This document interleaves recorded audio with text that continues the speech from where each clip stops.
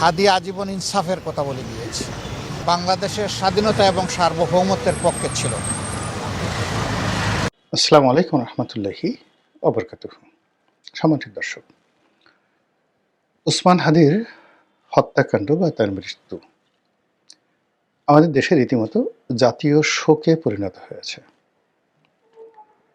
জীবিত অবস্থায় উসমান হাদির অবস্থা কেমন ছিল, তার কথা কর্ম বা তার আচরণ, তার দৃষ্টিভঙ্গি, তার রাজনৈতিক যে অভিলাষ, এটার যদি আপনি একটা বৃত্ত তৈরি করার চেষ্টা করেন, তাহলে দেখবেন সেই বৃত্তের যে পরিসর ছিল খুবই সংক্ষিপ্ত।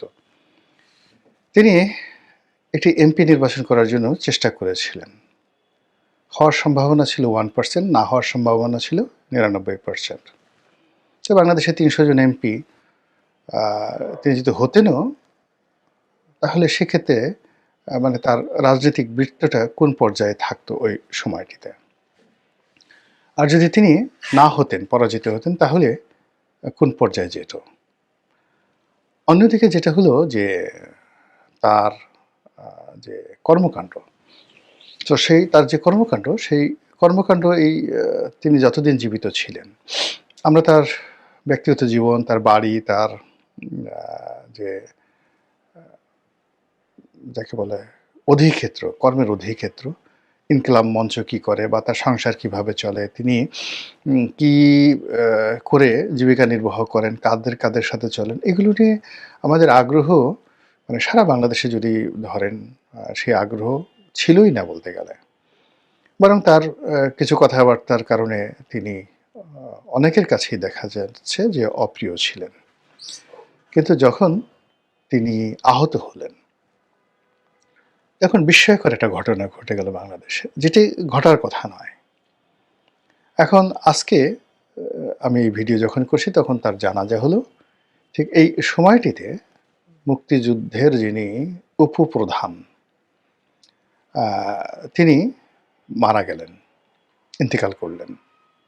যিনি এমপি ছিলেন, মন্ত্রী ছিলেন, জনাব এ কে খন্দকার, এবং বিস্ময়কর একজন পার্সোনালিটি।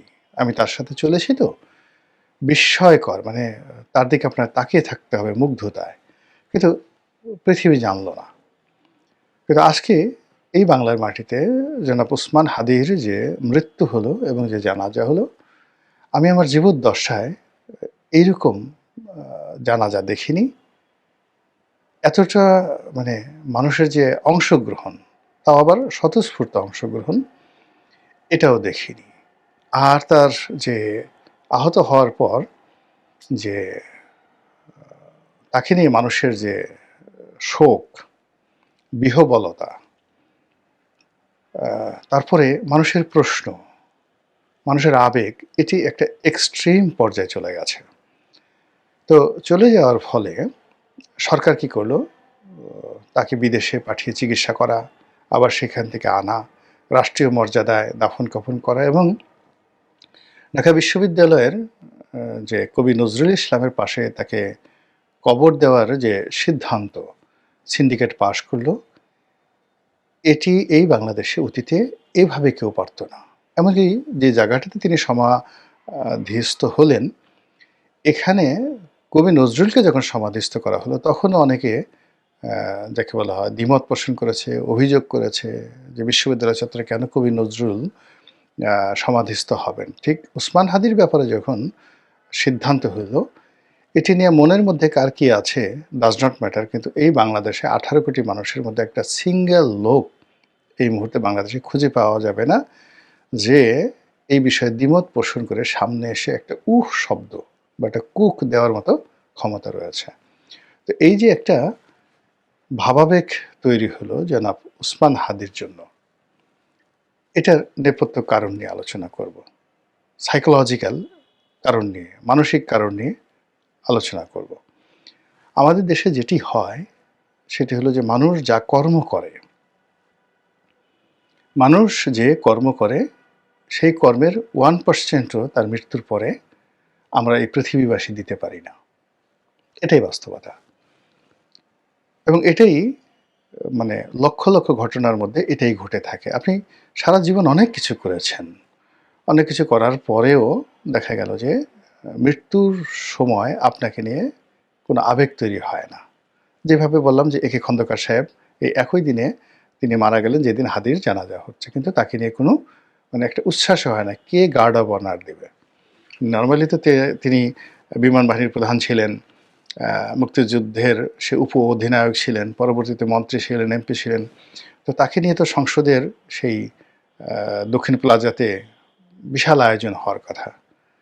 কিন্তু কে দিবে? সময় কোথায়? তিনি একজন সাবেক আওয়ামী লীগ নেতা। তাকে এখন সেলিউট দেওয়ার মতো অবস্থা নেই বললেই চলে। তো সেখানে এরকম উসমান হাদির যে ঘটনা, সেই উসমান হাদির এই ঘটনা যদি এখন দেখা গেল যে বাংলাদেশের সবচেয়ে প্রভাবশালী রাজনৈতিক নেতা যদি ইন্তেকাল ফরমান,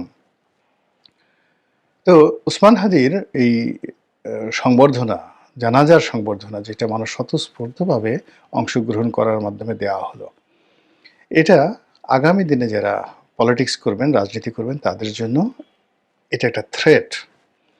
এখন এই যে আমরা সবাই দুঃখ প্রকাশ করছি, আমরা সবাই অংশগ্রহণ করছি, আমরা সবাই সাড়া দিচ্ছি, আমরা সবাই জনাব ওসমান হাদির বিষয়টা নিয়ে প্রতিক্রিয়া দেখাচ্ছি, এটার বৈজ্ঞানিক ব্যাখ্যা কী? কেন আমরা এই কাজগুলো করছি?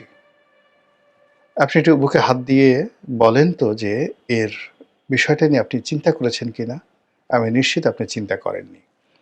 আমরা কেবলই মাত্র মানে ফ্যাক্ট, ওসমান হাদি মারা গেছেন, এই ঘটনাটা আমরা শুনছি।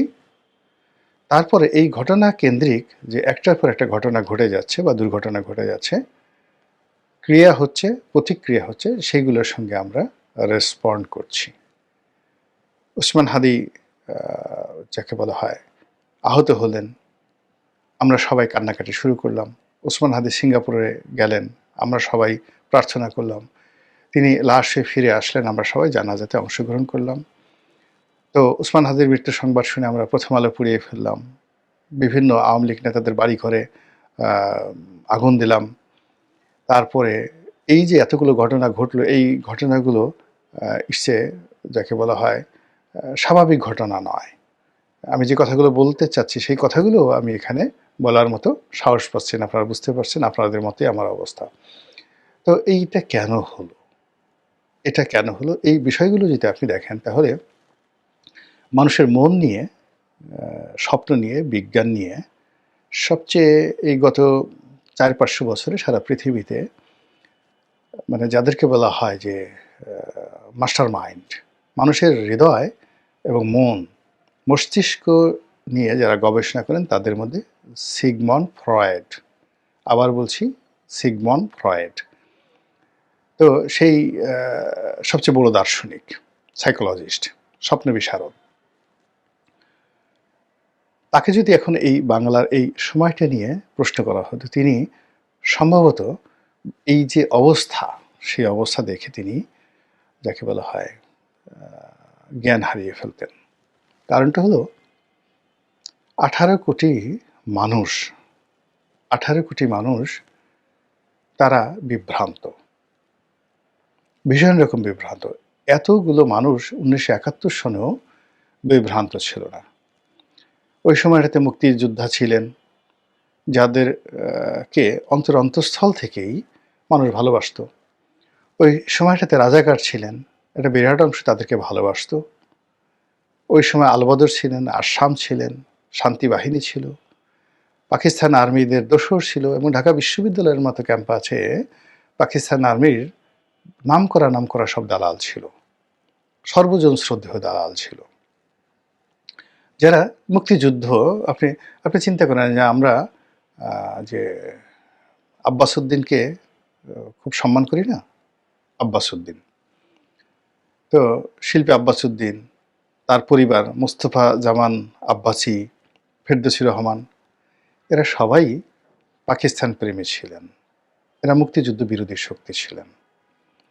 আমরা এই যে জহির রায়হানের বড় ভাই মনির চৌধুরী মানে আমাদের রামেন্দ্র মজুমদার, ফেরদৌসী মজুমদার, রামদেব মজুমদারের হলো সন্বন্ধী, আর সমীকা ছাড়ের যাকে বলা হয় বাবা,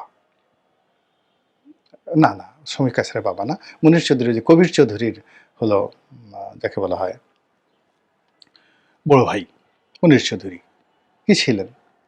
পাকিস্তানপন্থী ছিলেন, রাজাকারপন্থী ছিলেন। কিন্তু এরকম সর্বজন শ্রদ্ধ। তাহলে চিন্তা করুন যে ৭১ সনে যে যুদ্ধ হয়েছে, মারামারি হয়েছে, কিন্তু সমাজটা একটা স্ট্যাবল ছিল এবং যার যার জায়গাতে তারা শতভাগ নিশ্চিত ছিল যে তারাই বিজয়ী হবেন এবং বিভ্রান্ত ছিলেন না কেউ। সবার মধ্যে একটা আশা ছিল। আওয়ামী লীগ যারা করতেন, প্রচণ্ড স্বপ্ন নিয়ে তারা জীবন বাজি রেখেছেন যে আমরাই জিতব। রাজাকার যারা করেছেন তারা শতভাগ নিশ্চিত ছিলেন যে আমরাই জিতব। ফলে কি হলো, সমাজের মধ্যে হতাশা ছিল না, ক্রোধ ছিল, রাগ ছিল, স্বপ্ন ছিল। বাট অ্যাট দিস মোমেন্ট 18 কোটি মানুষের মধ্যে হতাশা। কেউ তার নিজের অবস্থানে সুখী নয়। একজন সিঙ্গেল লোক স্বপ্ন দেখতে পারছেন না, সামনে এগুতে পারছেন না।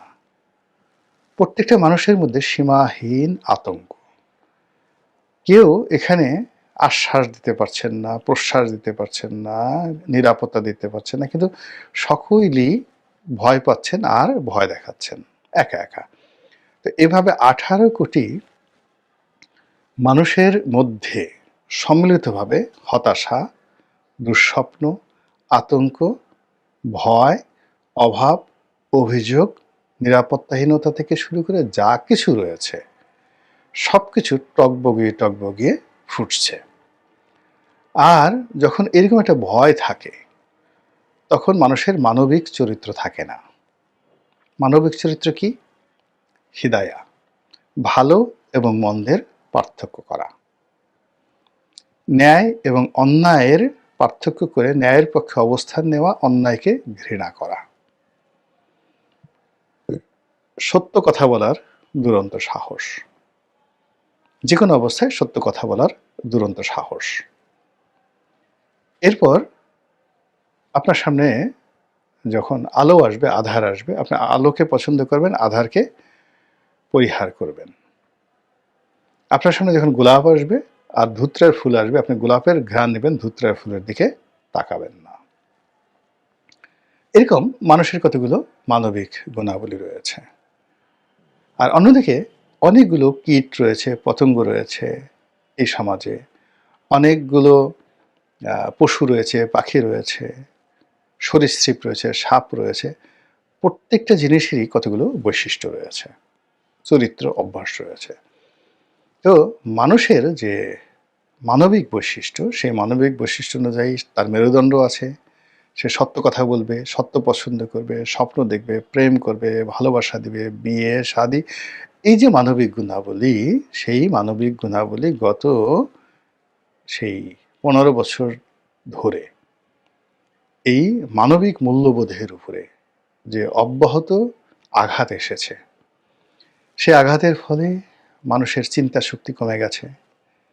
ন্যায় অন্যায় পার্থক্য করার, বিচার করার, ন্যায়ের পক্ষে দাঁড়ানোর, অন্যায়কে প্রতিহত করার, ঐক্যবদ্ধ হওয়ার, রুখে দাঁড়ানোর যে শক্তিগুলো রয়েছে, সেই শক্তিগুলো এখন একেবারে সর্বনিম্ন পর্যায়ে রয়েছে।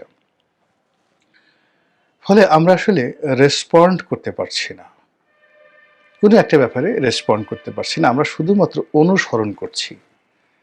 মানে যে কোনো একটা ঘটনা যখন ঘটছে, এই ঘটনা ঘটার সঙ্গে আমাদের যেভাবে রেসপন্ড করা দরকার, সাড়া দেওয়া দরকার, ইয়েস আমি আপনার পক্ষে আছি, এটাই সঠিক, আমি আপনার পক্ষে নেই, আমি আপনার বিরোধিতা করি কারণ আপনি খারাপ পথে আছেন, এই যে রুখে দাঁড়ানোর যে ক্ষমতা, সেই ক্ষমতার একটা সুন্দর একটা কবিতা সেই রচনা করে গেছেন বিখ্যাত এই যে কবি শঙ্খ ঘোষ। মেরুদণ্ড পড়ে দেখেন, যে সেই পড়লেই বুঝতে পারবেন যে সমাজ কিভাবে আছে। তো সেই জায়গাতে কি হলো, আমরা এখন কোনো কিছুতেই স্থির থাকতে পারছি না। আমাদের আতঙ্ক, ভয় সীমাহীন। তো এই সব মিলিয়ে যখন এই হাদির এই দুর্ঘটনা ঘটলো, এই দুর্ঘটনা ঘটলো, হত্যাকাণ্ড ঘটলো, তখন আমাদের মধ্যে যে পুঞ্জীভূত কান্না, আমরা কাঁদতে চাচ্ছি, জোরে জোরে কাঁদতে চাচ্ছি, কিন্তু কান্নার কোনো সুযোগ পাচ্ছি না। আমাদের বাপ মরছে না, আমাদের আপনজন কেউ মরছে না, বা আমাদের বাড়িঘর যাদের জ্বালিয়ে দেওয়া হয়েছে তারাও কাঁদতে চাচ্ছি, আমাদের যে শোক প্রকাশ করতে চাচ্ছি, আমরা সেই শোক প্রকাশ করার কোনো সুযোগ পাচ্ছি না। ফলে যখন এরকম একটা সেলিব্রিটি হয়ে যায়, আপনি দেখুন আমরা সিনেমা হলে গিয়ে সবাই দলে দলে কান্নাকাটি করি, বা পাড়া প্রতিবেশী মারা গেলে আমরা দলে দলে গিয়ে সেখানে গিয়ে অশ্রু বিসর্জন করি। তো যখন এই যে আমাদের দেশের সকল মানুষ একসঙ্গে চিৎকার করে কাঁদতে চাচ্ছে, সেই কান্নাটি আসলে হাদির এই মৃত্যুতে একসঙ্গে ব্রাস্ট হয়েছে। ২ নম্বর হলো যে আমরা ক্ষোভ দেখাতে চাই, বিক্ষোভ দেখাতে চাই, আমরা রাগ হতে চাই, কিন্তু আমাদের সাহস নেই। একটা সিঙ্গেল ঘটনাকে কেন্দ্র করে আমরা ক্ষোভ দেখাবো, প্রতিবাদ করব, বা আমরা দুষ্টের দমন শিষ্টের পালন করব, এটা আমরা পারছি না। কিন্তু যখন এইরকম একটা ঘটনা ঘটে, সেই ঘটনার মধ্যে যখন আমাদের এই ক্ষোভ প্রকাশের ন্যূনতম সুযোগ আমরা পাই, তখন আমরা সেটা দেখানোর চেষ্টা করি, প্রচণ্ডভাবে দেখানোর চেষ্টা করি। আর আমাদের সমাজে যখন এরকম একটা বিশৃঙ্খল অবস্থা চলে, তখন এর মধ্যেও যারা দুষ্টুমি করে, বদমাইশি করে, যারা মানুষকে নিয়ে বিভ্রান্তি করার চেষ্টা করে, তারাও এরকম একটা সুযোগকে বেছে নেয়, পুরো জিনিসটিকে উলট পালট করে দিয়ে চেটেপুটে খাই, এরকম একটা পরিস্থিতি তৈরি হওয়ার জন্য। ফলে এই যে এতক্ষণ যে আলোচনা করলাম, সেই আলোচনার মূল ব্যাপার হলো যে উসমান হাদির আহত হওয়া থেকে তার একেবারে দাফন কাফন হওয়া পর্যন্ত যে পুরোটা সময়, এই সময়ের মধ্যে যা কিছু হয়েছে, জনগণ যেভাবে অংশগ্রহণ করেছে বা নিজেদেরকে বিরত রেখেছে, অনেকে চুপ থেকেছে, অনেকে প্রতিক্রিয়া দেখাইয়াছে, এর অর্থ আমরা কেউ স্বাভাবিক অবস্থায় নেই। যদি সবাই স্বাভাবিক অবস্থায় থাকতো তাহলে কি হতো, সেটি একটি ভিন্ন প্রসঙ্গ। মহান আল্লাহ আমাদের সবাইকে স্বাভাবিক থাকার, স্বাভাবিক কর্ম করার, মানুষ হিসেবে বেঁচে থাকার, মানবিক মূল্যবোধ জাগ্রত করার, এবং মানুষের যে মেরুদণ্ড রয়েছে, বিবেক রয়েছে, বোধ রয়েছে, সেগুলো নিয়ে শেষ ক্ষণ পর্যন্ত এই পৃথিবীতে আল্লাহর খলিফা রূপে আমরা আমাদের দায়িত্ব এবং কর্তব্য যেন পালন করতে পারি, আল্লাহ আমাদের সেই তৌফিক এনায়েত করুন। আসসালামু আলাইকুম ওয়া রাহমাতুল্লাহি ওয়া বারাকাতুহু।